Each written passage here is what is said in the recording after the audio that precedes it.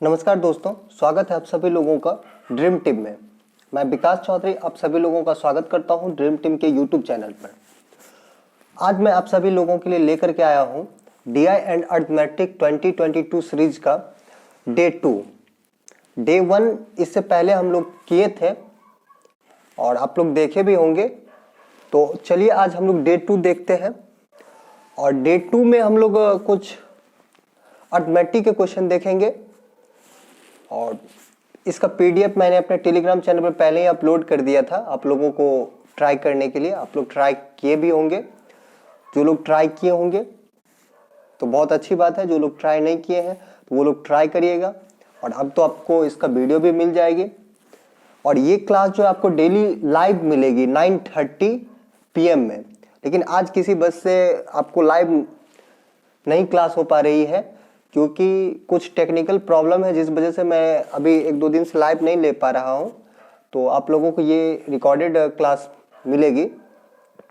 मैं जल्द उसको ठीक कर लूँगा, फिर मैं आप लोगों को लाइव क्लास करवाऊँगा रात 9:30 बजे, जिसमें मैं आपको डीआई और अर्थमेटिक प्रैक्टिस करवाने वाला हूँ। तो चलिए देखते हैं आज हम लोग डे 2 का कुछ क्वेश्चन। देखिए, सबसे पहला क्वेश्चन जो है आपके स्क्रीन पे आ गया है।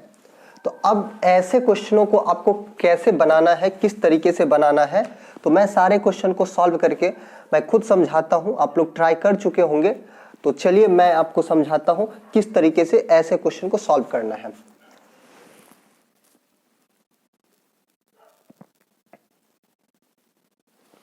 देखिए इसमें क्या बोला जा रहा है, कह रहा if ratio of MRP to cost price of an article is 7:3। कह रहा है यदि एक वस्तु का एमआरपी और कॉस्ट प्राइस का रेशियो 7:3 है, तो इसको पहले नोट कर लेते हैं, साथ साथ ही नोट करते चलते हैं। क्या क्या इसमें दिया गया, यानी कि एमआरपी मतलब एमपी और कॉस्ट प्राइस मतलब सीपी। इसका रेशियो आपको दिया गया है 7:3। आगे कह रहा है आपके क्वेश्चन में and profit percentage and discount percentage are equal. यानी कि प्रॉफिट परसेंटेज जो बराबर है वो किसके बराबर है, डिस्काउंट परसेंटेज के बराबर है। यानी कि जितना परसेंटेज प्रॉफिट होता है उतना ही प्रतिशत डिस्काउंट भी दिया जाता है इस पे। आगे कह रहा है find SP is what percentage of CP. तो आपसे पूछा जा रहा है एसपी जो है वो सीपी का कितना प्रतिशत है वो आपको बताना है। देखिए किस तरीके से बताना है और किस तरीके से इसको सॉल्व करेंगे। क्वेश्चन थोड़ा सा अच्छा लेवल का है, नॉर्मल नहीं है। अगर इसमें अगर आपका कॉन्सेप्ट क्लियर नहीं होगा तो क्वेश्चन ये आपसे नहीं बनेगा, आप फंस जाएंगे इसमें। तो मैं आपको समझाता हूं कि ऐसे क्वेश्चनों को आपको किस तरीके से बनाना है और कौन सा अप्रोच लगाना है, क्या इसमें हम लोग टेक्निक लगाते हैं। देखिए क्वेश्चन में बोला गया है प्रॉफिट परसेंटेज जो है वो डिस्काउंट परसेंटेज के बराबर है। दोनों क्या है, आपस में बराबर है। हमको नहीं पता है, मान लेते हैं कुछ मान लेते हैं प्रॉफिट या कुछ मान लेते हैं डिस्काउंट, क्योंकि जो प्रॉफिट मानेंगे वही तो आपका डिस्काउंट भी हो जाएगा, या जो आप डिस्काउंट मानेंगे वही तो आपका प्रॉफिट हो जाएगा। तो हम कुछ मान लेते हैं क्योंकि क्वेश्चन में गिवन नहीं है। सपोज करिए इसको मान लेते हैं A%, यानी कि A% का प्रॉफिट हुआ और A ही % का डिस्काउंट भी दिया। ठीक है, तो अगर हम लोग डिस्काउंट देते हैं तो डिस्काउंट किस चीज पे देते हैं, मार्क प्राइस पे डिस्काउंट देते हैं। और जब मार्क प्राइस पे डिस्काउंट देते हैं, मार्क प्राइस पे डिस्काउंट देने के बाद उस आर्टिकल को सेल करते हैं, तो सेल करेंगे तो क्या हो जाएगा, सेलिंग प्राइस हो जाएगा। और जब हम लोग कॉस्ट प्राइस पे प्रॉफिट कमाएंगे, कॉस्ट प्राइस पे जब प्रॉफिट कमाएंगे तो वो क्या कहलाएगा, यानी कि सेलिंग प्राइस कहलाएगा। तो यहां से हम लोग सेलिंग प्राइस दोनों जगह से निकाल करके और सेलिंग प्राइस को हम लोग आपस में इक्वल कर लेते हैं। तो देखिए किस तरीके से आपको सेलिंग प्राइस को इक्वल करना है ये आपको समझना है। इसको मान लेते हैं 7x और इसको मान लेते हैं 3x। अगर MP यानी कि मार्क प्राइस अगर 7x रहा होगा तो इस पे A% का डिस्काउंट देता है। तो इस A% को आप ऐसे लिख सकते हैं ना, इस फॉर्म में A और परसेंटेज हटेगा तो नीचे क्या आ जाएगा, 100 आ जाएगा। यानी कि अगर 100 का आर्टिकल होगा तो उसमें कितना का डिस्काउंट देगा, A का डिस्काउंट देगा। तो उसको बेचेगा कितना में, तो आप कह सकते हैं 100 - A में। ये हो गया आपका एमपी, और एमपी पे जब डिस्काउंट दिया, ए का डिस्काउंट दिया, तो डिस्काउंट देने के बाद कितना में बेचेगा, 100 माइनस ए में इंटू 100 माइनस ए अपॉन 100, इतना में बेचेगा। और ये आपका क्या हो गया, यानी कि सेलिंग प्राइस हो गया। और इसी आर्टिकल का आपका सीपी भी दिया गया है। सीपी क्या दिया गया आपका, 3x दिया गया है। लेकिन ये प्रॉफिट भी इसमें 1% ही कमाता है, तो इसका सीपी ये है। तो अब इसको ऐसे सोचना है आपको, अगर इसका कॉस्ट प्राइस 100 होगा, अगर इसका कॉस्ट प्राइस 100 होगा तो उसमें कितना का प्रॉफिट कमाएगा, ए का प्रॉफिट कमाएगा। तो इसको बेचेगा कितना में, तो 100 प्लस ए में। तो इसको इस तरीके से लिख सकते हैं, 100 प्लस ए अपॉन 100। और ये भी आपका एसपी निकल के आ गया, और ये भी आपका एसपी निकल के आ गया। दोनों एसपी आपस में बराबर हो जाएगा, दोनों एसपी क्या हो जाएगा, आपस में बराबर हो जाएगा। अब इसको सॉल्व कर लीजिए, ये 100 से आपका ये 100 कट जाएगा, और अब इसको मल्टीपल करिए, तो मल्टीपल करेंगे तो कितना हो जाएगा, यानी कि 7, इसको अगर इससे मल्टीपल करेंगे तो 700x हो गया, और फिर इसको इससे मल्टीपल करेंगे तो क्या हो गया, प्लस माइनस माइनस हो गया, 7ax हो गया, इक्वल टू, फिर इसको इससे मल्टीपल करेंगे तो ये कितना हो जाएगा, यानी कि 300x, और फिर इसको इसके साथ मल्टीपल करेंगे तो क्या हो गया, प्लस 3ax। ठीक है, अब क्या करना है, इसको सॉल्व करना है। तो इस 7ax को इधर भेज देते हैं, तो अगर 7ax को इधर भेजेंगे तो अगर इधर माइनस में तो इधर आएगा तो प्लस हो जाएगा, तो प्लस हो जाएगा तो 7 ये और 3 ये, तो कितना हो गया, 10ax हो गया, इक्वल टू, और इस 300x को इधर भेज देंगे तो 700 से 300x क्या हो जाएगा, माइनस हो जाएगा, इधर क्या हो जाएगा आपका 400x। अब देखिए ये x से आपका ये x कट जाएगा, तो a यहां से क्या निकल के आ जाएगा आपको, यानी कि 400 अपॉन 10, तो ये 0 से आपका ये 0 कट गया, तो यहां से a का वैल्यू क्या निकल के आ गया, 40 निकल के आ गया। a का वैल्यू अगर 40 निकल के आ गया है तो अब आप एसपी भी निकाल सकते हैं। एमआरपी तो आपको ऑलरेडी दिया गया है, सीपी भी आपको ऑलरेडी दिया गया है, तो आप यहां से सब कुछ निकाल सकते हैं। देखिए एमपी भी पता है, सीपी भी पता है, और एसपी आप निकाल सकते हैं। वैसे अब जो है आपको एमपी की कोई आवश्यकता नहीं, क्योंकि एमपी के बारे में कुछ नहीं बोला गया। जहां जरूरत थी वहां हमने निकाला है, अब जरूरत नहीं है तो अब इसको छोड़ देते हैं। अब देखिए सीपी इसको दिया गया है, इस क्वेश्चन में सीपी बोला गया है 3x है, तो x का तो वैल्यू नहीं निकल के आया है, x का वैल्यू नहीं निकल के आया है, तब क्या करना पड़ेगा आपको, क्योंकि हमको a का वैल्यू निकल के आया है, a का वैल्यू निकल के आया है, तो हमको इस तरीके से जाना पड़ेगा, यानी कि आपको एमपी को भी लेकर के चलना पड़ेगा। देखिए एमपी को कैसे लेकर चलेंगे मैं आपको समझाता हूं।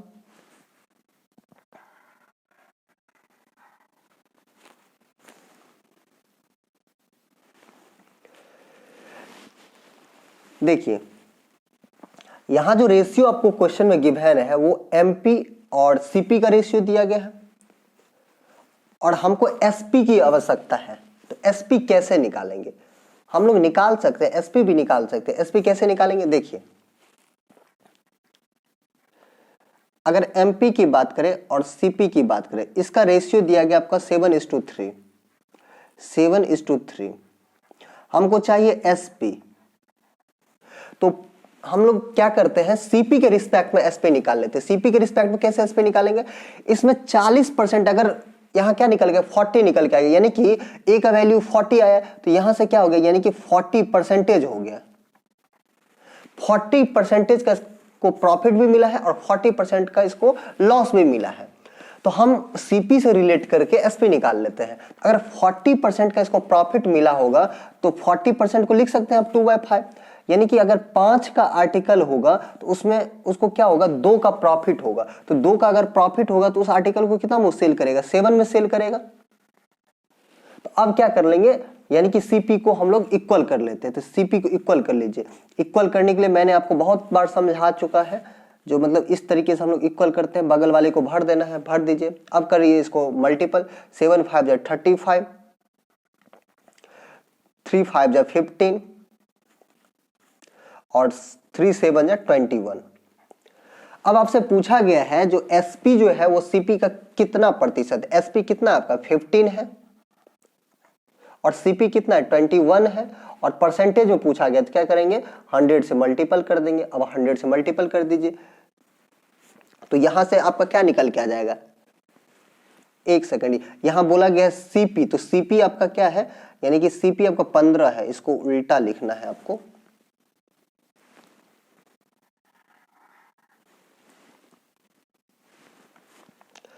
आपका जो सीपी है वो 15 निकल के आया, 15 यूनिट, और आपका जो एसपी है ये आपका एसपी है 21। अब इसको सॉल्व करना है तो 3 से काटेंगे, 3 पंचे 15, 3 से काटेंगे 3 सत्ते 21, फिर 5 से कट जाएगा 20 बार में, और 20 को जब 7 से मल्टीपल करेंगे कितना हो गया 140। तो यहां से आपका क्या निकल के आ गया 140%। तो इस क्वेश्चन का राइट आंसर क्या हो जाएगा 140%। आशा करते हैं आप सब लोग अच्छे से समझ गए होंगे। तो चलिए बढ़ते हैं नेक्स्ट क्वेश्चन की तरफ, और नेक्स्ट क्वेश्चन देखते हैं। देखिए नेक्स्ट क्वेश्चन फिर से आपके स्क्रीन पे आ गया है। इस क्वेश्चन में देखिए क्या बोला जा रहा है, देखिए इसमें कह रहा है present average age of Deepak and धर्म इज 34 ईयर्स, यानी कि दीपक और धर्म का जो प्रेजेंट एवरेज एज है वो 34 ईयर है। तो यहां से हम लोग प्रेजेंट एवरेज दिया गया ना, तो प्रेजेंट एज निकाल लेते हैं। तो एवरेज को एज में कैसे हम लोग कन्वर्ट करते हैं, तो एवरेज दिया गया है तो इसको क्या करना है, एवरेज को हम लोग उस जितने भी पर्सन है उस पर्सन से अगर मल्टीपल कर देंगे तो उसका एज निकल के आ जाएगा, यानी कि इसका सम निकल के आ जाएगा। तो यहां पे लिख देता हूं, इसमें दिया गया दीपक और प्लस धर्म का, इसका एवरेज दिया गया आपको 34, तो इसका एज का सम निकाल लेते। एज का सम के लिए क्या करेंगे, जितना पर्सन है उससे मल्टीपल कर दीजिए। तो इसमें कितना पर्सन है, एक, और एक यहां पे 2 पर्सन है तो इसको 2 से मल्टीपल कर देंगे। तो इन दोनों का एज का सम कितना हो गया, 30 दूना 60 और 4 दूना यानी कि 68। 68 जो निकल के आया है वो क्या निकल के आया है, तो इन दोनों का एज का सम, वो एज कब का, तो प्रेजेंट का। अब आगे पढ़िए, क्वेश्चन में क्या कह रहा है, कह रहा है ratio of age of Deepak 4 year before to Dharam 6 year hence is 3:4। देखिए इस क्वेश्चन में बोला गया है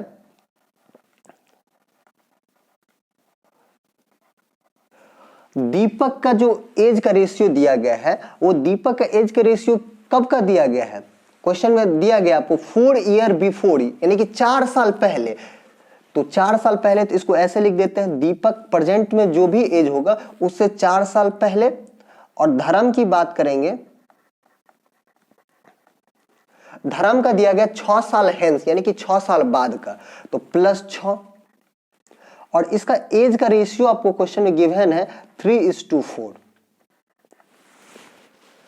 अब देखिए इतना जब हम नोट किए तो यहां से आपके दिमाग में एक बात आ जानी चाहिए, वो बात क्या आनी चाहिए, जो मैथ में हम लोग हमेशा सेम यूनिट से कंपेयर करते हैं, तो हम लोग यहां से अब जो है अलग अलग एज निकाल सकते हैं।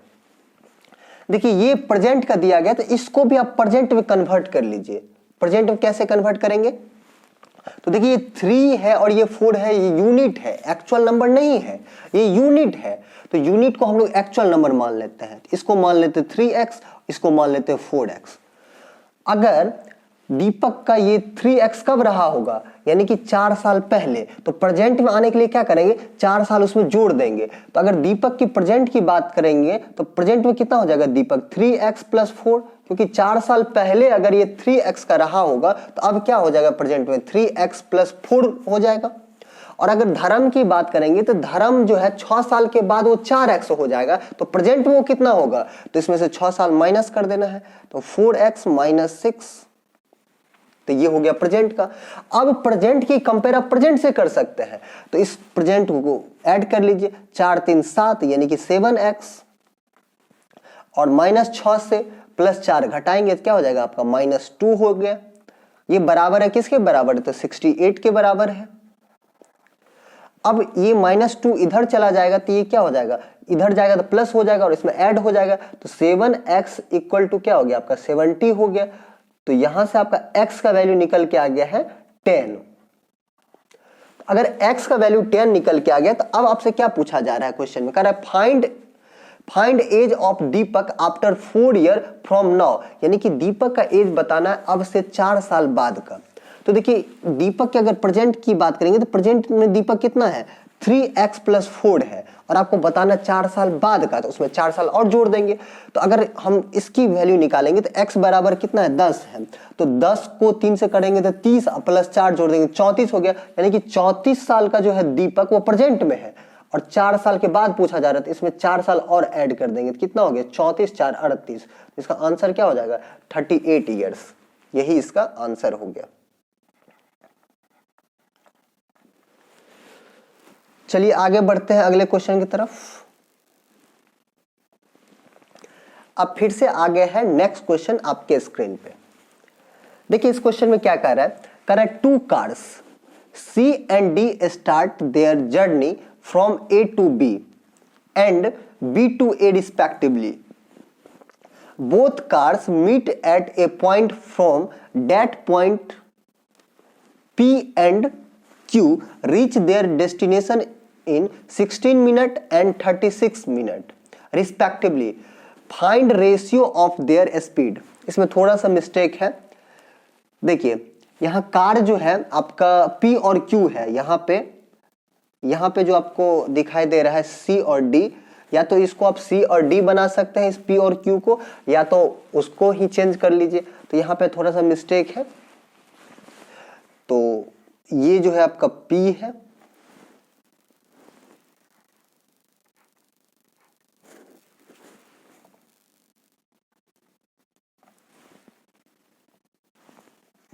यहां जो आप C देख रहे हैं C, ये C,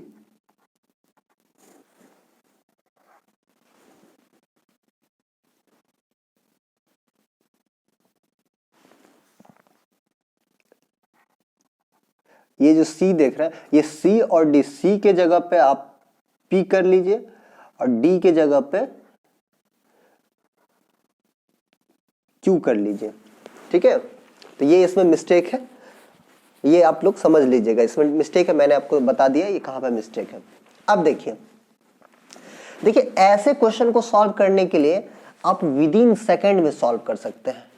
आपको लग रहा होगा विद इन सेकेंड में कैसे सॉल्व कर सकते हैं, अगर इसको प्रोसेस से जाएंगे तो आप प्रोसेस से भी सॉल्व कर सकते हैं, लेकिन प्रोसेस से थोड़ा इसका लेंदी प्रोसेस है, लेंदी बहुत ज्यादा लेंदी भी नहीं है लेकिन थोड़ा सा लेंदी है। लेकिन मैं आपको प्रोसेस नहीं बताने वाला हूं, मैं आपको इसका टेक्निक समझाता हूं।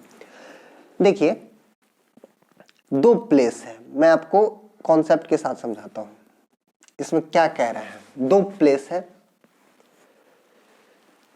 इसमें 2 प्लेस में कह रहा है A to B और B to A, यानी कि एक प्लेस है आपका A और एक प्लेस है आपका B, ठीक है। कह रहा है एक ट्रेन जो है वो A से B की ओर जाती है और दूसरी ट्रेन जो है B से A की ओर आती है, और ये ट्रेन जो है कहीं बीच में मिलती है, कहीं बीच में मिलती है, और मिलने के बाद जो है सपोज कि इसमें P और Q दिया गया, अगर ये आपका ट्रेन P है और ये ट्रेन आपका Q है, यानी कि इधर जो ट्रेन चल रही है वो P है और इधर जो चल रही है वो Q है, और यहां से चलने के बाद ये ट्रेन क्या हुआ है कहीं यहां आकर के बीच में मिला है, यानी कि इस पॉइंट पे आकर के मिला है, ये इसका मीटिंग पॉइंट है, इस पॉइंट पे आकर के मीट हुआ है। और मीट होने के बाद, यानी कि जब मीट हुआ है ये ट्रेन, तो मीट होने के बाद इस जगह पे मीट हुआ है, उसके बाद इसको यहां पे पहुंचने में, इस जगह पे पहुंचने में इसको जो है 16 सेकंड का, यानी कि 16 मिनट का टाइम लगता है। और Q जो ट्रेन है, ये ट्रेन जब यहां पे मीट करती है, मीट करने के बाद फिर इसको यहां से यहां पहुंचने में इसको 36 मिनट का टाइम लगता है। तो आपसे स्पीड का रेशियो पूछा जा रहा है। तो देखिए, जब अगर आपसे कभी भी इस तरीके के क्वेश्चन पूछे जाते हैं तो उसके लिए आप एक टेक्निक याद रख सकते हैं। टेक्निक क्या याद रखेंगे? टेक्निक क्या याद रखेंगे? सबसे बड़ी बात ये होती है, जो मतलब इसमें हम क्या टेक्निक याद रखें, तो आप इसमें टेक्निक ये याद रख सकते हैं, जब भी अगर आपसे ऐसा पूछा जाता है तो आप ऐसा कर सकते हैं उसमें। देखिए, यानी कि एक ट्रेन P है, P यहां से चलना शुरू करती है और यहां पे उसको पहुंचना है, और यहां से जो ट्रेन चलती है Q, उसको यहां पे पहुंचना है। ठीक है, ये बात समझ गए? अब इस क्वेश्चन में ये बोला जा रहा है, जो जब ट्रेन चलती है तो बीच में किसी ना किसी पॉइंट पे मिलती है, तो ये इस पॉइंट पे आकर के मिल जाती है, और मिलने के बाद इसको फिर यहां से यहां तक पहुंचने में, यहां से यहां पहुंचने में इसको 16 सेकंड लगता है, और इस ट्रेन को 36 सेकंड लगता है। 36 सेकंड लगता है। ये बात समझ गए आप लोग? अब समझना है इसको कैसे निकालते हैं स्पीड। तो देखिए, इसका एक सिंपल फंडा है, आपको एक स्टेप में याद रखना है। जब भी अगर आपसे स्पीड पूछा जाता है तो यहां से आप स्पीड डायरेक्ट निकालेंगे। डायरेक्ट स्पीड कैसे निकालेंगे? यानी कि P by Q equal to P by Q equal to, या इसको ऐसे कर, इसमें क्या बोला जा रहा है एक बार देख लीजिए। P and Q reach there destination in 60 minute and 36 minute. देखिए, अगर ये Q हो जाएगा आपका, ये आपका P हो जाएगा, यानी कि यहां से, अब समझिए, ये आपका Q हो गया, ये आपका P हो गया। और जब भी अगर आपसे स्पीड पूछा जाता है तो इसके लिए एक चीज याद रखिएगा, जब भी अगर आपको ऐसा क्वेश्चन दिया जाता है तो आप स्पीड जो है देख करके निकाल सकते हैं। यानी कि P का निकालना है तो Q के नजदीक वाला, यानी कि P यहां से चलता है तो P जब अगर यहां से चलेगा, क्योंकि P यहां से चलेगा ना, तो P यहां से चलेगा तो फिर यहां मिलने के बाद इसको यहां पहुंचने में कितना टाइम लगता है? 36 सेकंड। तो रूट के अंदर में लिखेंगे 36। और जब Q यहां से चलेगा तो Q को फिर यहां से चलने के बाद जब मीट होगी, तो मीट होने के बाद इसको फिर यहां पहुंचने में कितना टाइम लगेगा? 16 सेकंड। तो अपॉन 16। अब इसको रूट से बाहर कर देना, इसको आप सॉल्व कर लेना है। तो ये किसका स्क्वायर होता है? यानी कि 6 का स्क्वायर होता है, और ये किसका स्क्वायर होता है? 4 का स्क्वायर होता है। अब इसको काटेंगे तो कितना हो जाएगा? 2 तिया 6 और 2 दूना 4। ये जो आपको रेशियो निकल के आया है, ये रेशियो किस चीज का हो जाएगा? तो ये स्पीड का रेशियो हो गया। ये आपका स्पीड का रेशियो हो गया। और आपसे क्वेश्चन में यही चीज पूछा जा रहा है, स्पीड का रेशियो बताइए। तो स्पीड का रेशियो क्या हो जाएगा इसका? 3:2। तो आप डायरेक्ट इसमें एक फंडा याद रख सकते हैं, यानी कि 2 ट्रेन है, एक दूसरे की तरफ चलेगी। ये ट्रेन इधर से इधर चल रही है, ये ट्रेन इधर से इधर चल रही है, और बीच में कहीं मिलती है, और मिलने के बाद अगर इसका टाइम दिया हुआ हो और वहां से आपको इसका स्पीड निकालना हो, तो उसके लिए आप ये याद रख सकते हैं, P by Q equal to root under P को जो फिर मिलने के बाद जितना टाइम लगेगा वो टाइम, अपॉन Q को जो मिलने के बाद जितना टाइम लगेगा अपने डेस्टिनेशन पे पहुंचने में वो टाइम। फिर इसको सॉल्व करेंगे, तो सॉल्व करने के बाद जो भी रेशियो निकल के आएगा वो रेशियो आपका स्पीड का रेशियो होगा। और यही इस क्वेश्चन में पूछा गया था। फिर अगर इससे रिलेटेड कुछ और पूछा जाएगा तो आप वो भी निकाल सकते हैं। ठीक है, चलिए आगे बढ़ते हैं नेक्स्ट क्वेश्चन की तरफ। इस क्वेश्चन में समझिए, इस क्वेश्चन में क्या आपको दिया गया है और क्या बात बोला गया है। Tap A can fill a tank in 4 hour, यानी कि टैप ए जो है वो किसी टैंक को 4 आवर में फिल कर सकता है। And with help of tap B it takes 2.4 hour, और ये जो है बी की सहायता से 2.4 आवर में जो है उसको फिल कर सकता है। आगे कह रहा है tap B fill 14 litre per minute, और टैप बी जो है वो 14 लीटर पर मिनट जो है वो फिल करता है, भरता है। फाइंड कैपेसिटी ऑफ टैंक, तो उस टैंक की कैपेसिटी आपसे पूछी जा रही है, जो उसका कैपेसिटी क्या है। तो देखिए ऐसे क्वेश्चन को सॉल्व करने के लिए आपको क्या करना है, सबसे पहले क्या करना है, टोटल वर्क आपको मान लेना है। टोटल वर्क आप इसके मल्टीपल में टोटल वर्क कुछ भी मान सकते हैं, जो आपका दिल करता है वो आप मान लीजिए, कोई फर्क नहीं पड़ता है, ठीक है। हम मान लेते हैं 12। अगर इसका टोटल कैपेसिटी अगर 12 होगा, इस 12 को फिल करने में इसको 4 आवर लगता है, तो 1 घंटा में कितना फिल करेगा, 3 फिल करेगा। 1 घंटा में 3 करेगा तब ना 4 घंटा में 12 कर देगा। और जब दोनों साथ मिलकर के काम करता है तो इस 12 को फिल करने में इसको 2.4 आवर लगता है, तो 1 घंटा में कितना लगेगा, यानी कि 5 लगेगा। अगर 1 घंटा में 5 लगेगा तब ना 2.4 आवर में जो है वो 12 को फिल कर देगा। ये बात समझ गए आप लोग। तो अगर ये बात आप लोग समझ गए हैं तो अब क्या समझना है, देखिए ए का कैपेसिटी 3 है और ए प्लस बी का कैपेसिटी 5 है। तो इसका मतलब अगर ए का कैपेसिटी 3 है तो बी का कैपेसिटी कितना होगा, 2 होगा, तब ना ये ए और बी मिलाकर के 5 दिख रहा है आपको। तो ये बात आप समझ गए। अब इस क्वेश्चन में कह रहा है बी जो है 14 लीटर पर मिनट भरता है, इसके अकॉर्डिंग जो है ये 14 लीटर पर मिनट भरता है, और आपके अकॉर्डिंग कितना लीटर पर मिनट भरता है, 2 लीटर पर मिनट। और आपसे जो पूछा जाता है उससे मल्टीपल करते, आपसे क्या पूछा जा रहा है, यानी कि इसकी कैपेसिटी पूछी जा रही है। तो कैपेसिटी कितना है, यानी कि 12 है। लेकिन देखिए ये जो आपको दिया गया पर मिनट दिया गया है, और ये सारा इसका टाइम सब क्या दिया गया, घंटा में पर आवर दिया गया है। तो आवर में बदलने के लिए इसको क्या करना पड़ेगा, 60 से मल्टीपल करना पड़ेगा। तो 60 से मल्टीपल कर लीजिए, यही इसका आंसर हो गया।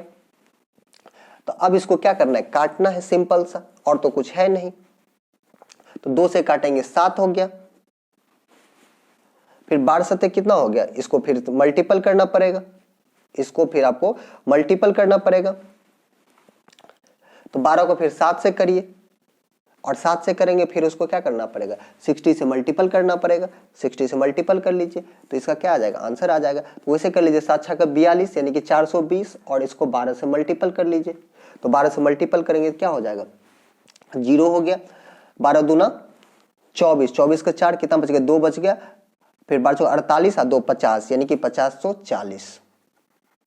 तो यही इसका आंसर हो गया। तो आप लोग समझ गए होंगे कि कैसे ऐसे क्वेश्चन को सॉल्व करना है।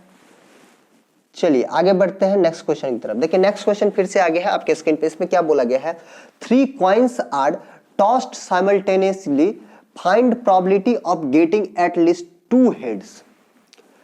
कम से कम इसमें बोला गया कम से कम 2 हेड आने की प्रायिकता ज्ञात कीजिए। देखिए कैसे निकालना है। अगर हम टोटल पॉसिबल आउटकम्स की बात करेंगे तो टोटल पॉसिबल आउटकम्स क्या क्या होगा, तो देखिए मैं आपको लिख देता हूं।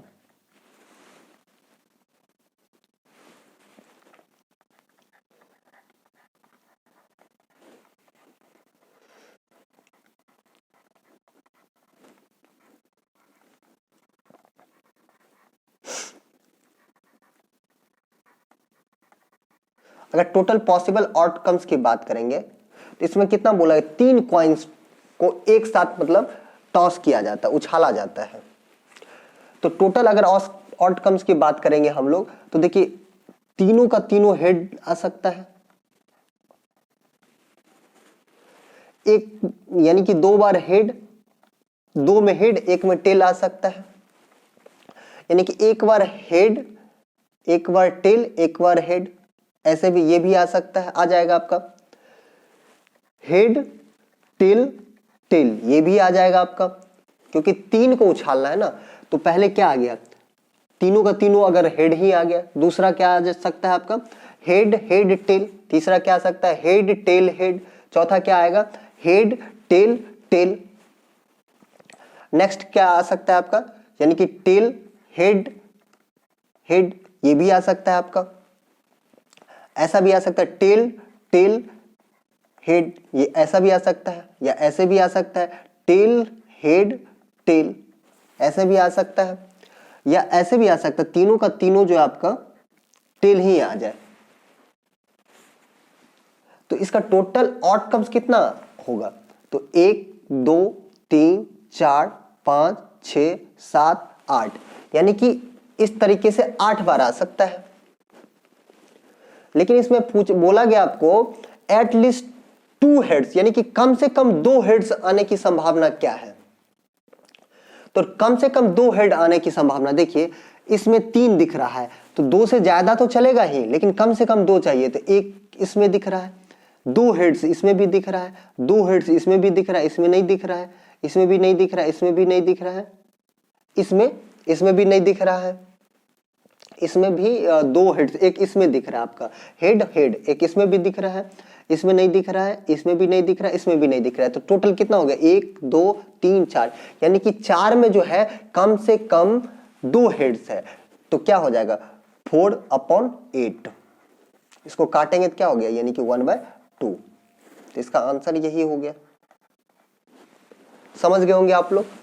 तो चलिए बढ़ते हैं नेक्स्ट क्वेश्चन की तरफ। और नेक्स्ट क्वेश्चन को समझिए, इस क्वेश्चन में क्या कह रहा है, कह रहा है area of rectangle is 16:2/3% less than the area of square.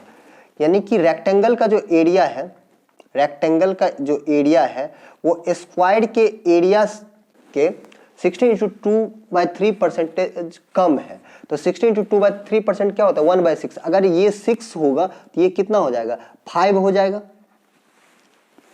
ये बात समझ गए होंगे आप लोग। अब आगे क्या कह रहा है, आगे कह रहा है हुज साइड इज 6 मीटर, यानी कि एरिया का जो स्क्वायर का जो साइड है, स्क्वायर का जो साइड है वो आपका 6 सेंटीमीटर है, 6 सेंटीमीटर है। तो देखिए अगर ये साइड दिया गया तो यहां से हम लोग एरिया निकाल सकते हैं। एरिया बराबर क्या होता है, यानी कि साइड स्क्वायर। तो साइड दिया गया 6, तो इसका स्क्वायर कर दीजिए, तो 6 का स्क्वायर कितना होता है, 36 होता है। तो अगर हमको स्क्वायर का साइड पता चल गया तो हम रेक्टेंगल का भी, यानी कि इसका साइड हमको दिया गया था तो यहां से हम एरिया निकाल लिए हैं, स्क्वायर का एरिया निकाल लिया। अगर स्क्वायर का एरिया निकाल लिए हैं तो यहां से इसकी हेल्प से हम रेक्टेंगल की भी एरिया निकाल सकते हैं। अगर ये 36 है तो इसको 36 बनाने के लिए क्या करना पड़ेगा, 6 से मल्टीपल करना पड़ेगा, तब तो 6 6 36। अगर इसको 6 से मल्टीपल किए तो यहां भी 6 से करना पड़ेगा। तो यहां से आपका एरिया क्या निकल के आ गया, 30, और इसका निकल के आ गया 36। तो अगर इसका एरिया निकल के आ गया तो अब आगे देखते हैं, आगे आपके क्वेश्चन में क्या दिया गया है। आगे कह रहा है find perimeter of rectangle if ratio of length to breadth is 3:2। यानी कि रेक्टेंगल का लेंथ और ब्रेथ भी आपको क्वेश्चन में गिवन है और आपसे पूछा जा रहा है उसका पेरीमीटर। तो देखिए रेक्टेंगल की पेरीमीटर का फॉर्मूला क्या होता है, आपको पता होगा, 2 × L+B होता है। तो इसके लिए आपको L भी पता होना चाहिए और B भी पता होना चाहिए। तो L और B का जो है आपको रेशियो दिया गया है, तो आप कैसे निकालेंगे। देखिए ये जो आपको क्वेश्चन में गिवन है, ये क्या गिवन है, एरिया गिवन है। तो एरिया की कंपेयर हम लोग एरिया से कर लेते हैं। तो एरिया के लिए क्या जानते हैं, तो इसका एरिया का जो फॉर्मूला होता है वो क्या होता है आपका, L × B। तो इसका रेशियो आपको दिया गया है 3:2। इसको मान लेते 3x और इसको मान लेते 2x। तो ये कितना हो जाएगा, इसको अगर मल्टीपल करेंगे तो 3 2 जा 6x, तो 6x² = 30। तो यहां से ये कट जाएगा, कितना टाइम्स कट जाएगा, 5 टाइम्स कट जाएगा। तो x² बराबर 5 है, तो x का वैल्यू क्या निकल आ जाएगा, यानी कि √5। स्क्वायर हटेगा तो इस पे रूट चढ़ जाएगा, तो x का वैल्यू हो गया आपका √5। अब आपको चाहिए 2 × L+B चाहिए, 2 × L+B चाहिए। तो ये भी आप निकाल सकते हैं।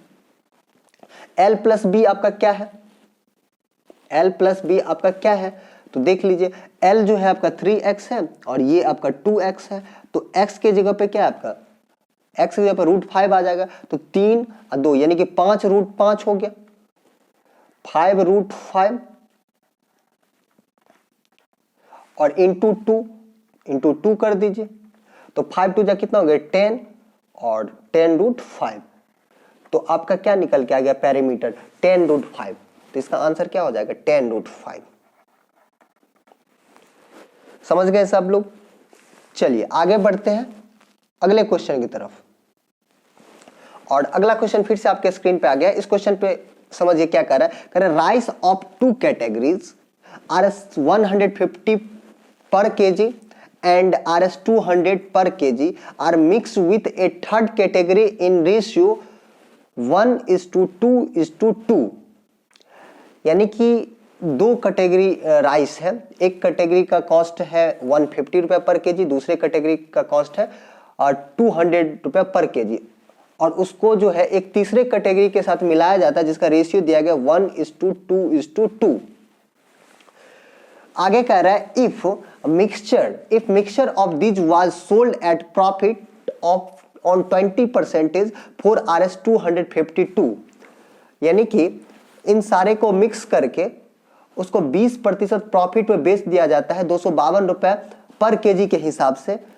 तो आगे आपसे क्वेश्चन पूछा जा रहा है find cost price of third category rice. तो तीसरे कैटेगरी राइस का जो है कॉस्ट प्राइस क्या है वो आप बताओ। देखिए कैसे निकालना है आपको, किस तरीके से निकालना है। देखिए फर्स्ट कैटेगरी जो है उसका कॉस्ट है 150 रुपए पर केजी, और सेकेंड कैटेगरी जो है उसका कॉस्ट है 200 रुपए पर केजी, और थर्ड कैटेगरी का जो है कॉस्ट नहीं पता, मान लेते हैं X रुपए पर केजी होगा, और इसका रेशियो दिया गया है, यानी कि क्वांटिटी का रेशियो दिया गया 1:2:2। ठीक है, अब देखिए आप इसको कैसे सोचेंगे, ये बात सबसे इंपॉर्टेंट है।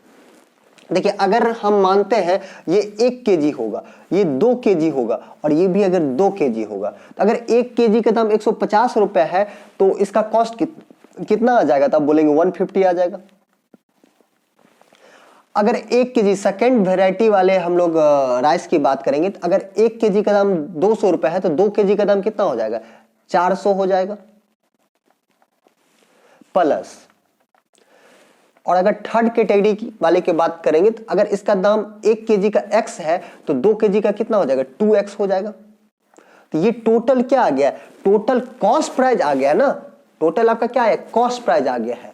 तो अगर ये टोटल कॉस्ट प्राइस आया है तो कॉस्ट प्राइस की कंपेयर आप कॉस्ट प्राइस से ही कर सकते हैं, कॉस्ट प्राइस की कंपेयर आप कॉस्ट प्राइस से ही कर सकते हैं। ठीक है, तो इसको बराबर करेंगे किससे, यानी कि कॉस्ट प्राइस से ही बराबर कर सकते हैं, दूसरे चीज से बराबर नहीं कर सकते हैं। तो इधर भी आपको चाहिए कॉस्ट प्राइस।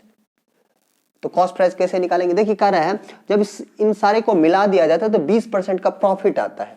20% का प्रॉफिट आने का मतलब ये बेचता है 252 रुपया पर केजी के हिसाब से। तो 20% को क्या लिख सकते हैं, 1/5, यानी कि 5 का आर्टिकल होगा तो उसमें 1 का प्रॉफिट कमा करके उसको कितना में बेच रहा होगा, 6 में बेच रहा होगा, तब 252 इसको मिल रहा है। तो इसके अकॉर्डिंग इसका एसपी कितना है, 252 है, और आपके अकॉर्डिंग कितना हो जाएगा, एसपी 6 हो जाएगा। आपको चाहिए कॉस्ट प्राइस, कॉस्ट प्राइस कितना यूनिट है, 5 यूनिट है, तो 5 से मल्टीपल कर दीजिए तो आपको कॉस्ट प्राइस निकल के आ जाएगा। तो ये कितना हो गया, 6 चौको 24 और 6 दूना 12, यानी कि 42 हो गया, और 42 को 5 से करेंगे 210 हो गया।